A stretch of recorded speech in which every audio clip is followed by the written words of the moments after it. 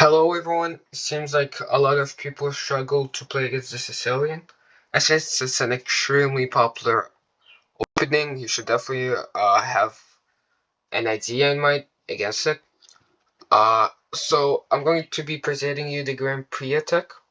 The Grand Prix attack is an aggressive anti-Sicilian weapon played by white, typically starting with e4, c5, Sicilian, as you can see, um, knight c3, knight c6, F4. The computer doesn't like it as much, but it doesn't really matter. And this is the Grand Prix attack.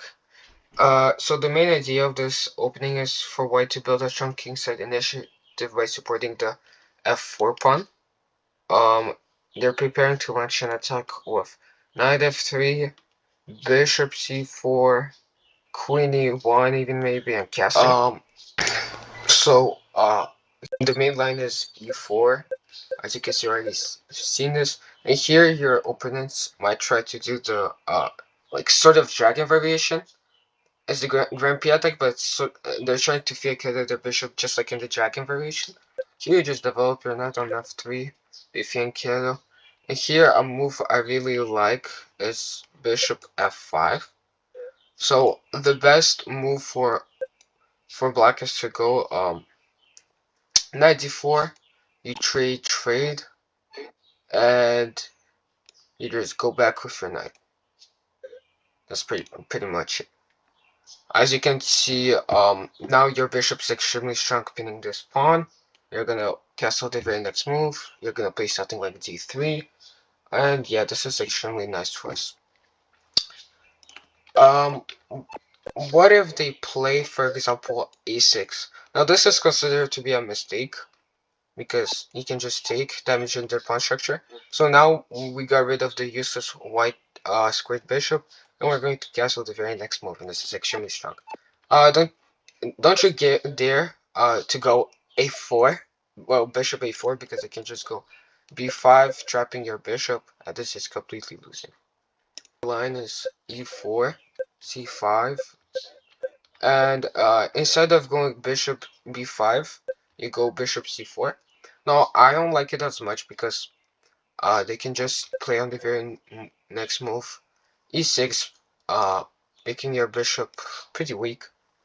At least it controls this square, so that's a bonus, I guess. And here you just do this d3. Seems like it's a little bit into London, like getting your bishop out early to afterwards block it with your own pawn. And yeah, you just go 97. Here you have many options like castle. Now I'm going to be presenting you what if they go d6.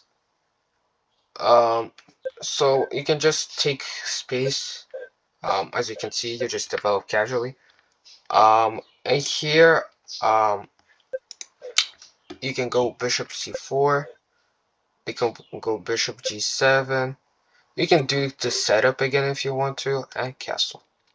So it doesn't change much. Finally, let's see if they try. Let's see what's going to happen if they're going to try and fight back for the center immediately. To push this pawn the very next move, you just take. It's the same idea every single time. It doesn't matter what your opponent plays.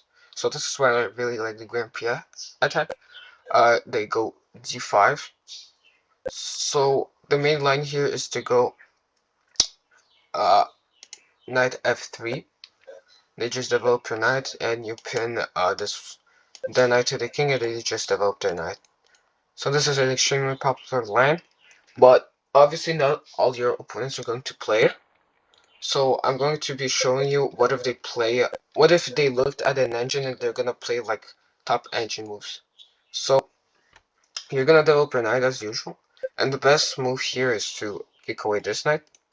What you wanna do before that is get rid of your light square bishop, because it's going to be extremely useless. So you actually wanna go bishop b5 check. They're gonna block up their bishop because their other bishop is blocked by this pawn, and you just trade. Here, afterwards, instead of instantly going away, you just attack the queen. And here you just undevelop your knight. They might develop their bishop. You go with the queen, threatening this. They go g6, and you go back with the queen. So you made their pawn structure extremely weak because their bishop was supposed to go on g7, but instead it's here. So this is a nice position for white. It's considered to be a little bit better by black, but it's only 0.3 difference. So I pretty much covered most of the things in the Grand Prix attack. Hopefully you use it. Hopefully you use it in your next games because it doesn't require as much theory, and I know that a lot of us don't like to study theory. So yeah, thank you for listening to me, and bye.